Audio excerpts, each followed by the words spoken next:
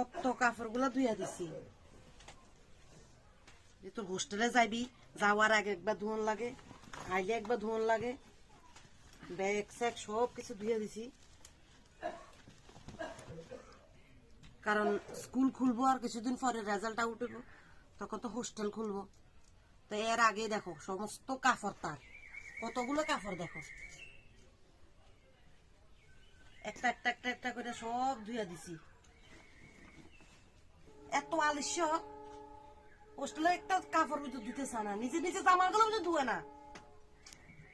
স্কুলে না যাওয়ার বাহানা, আজকে স্কুলে ড্রেস দেওয়া হয়েছে না, কত সুন্দর করে ধুইয়া দিছি। এবার না ধুলে দেখবি এখন তুই বড় ক্লাস উঠবি, তখন ধুন লাগবে।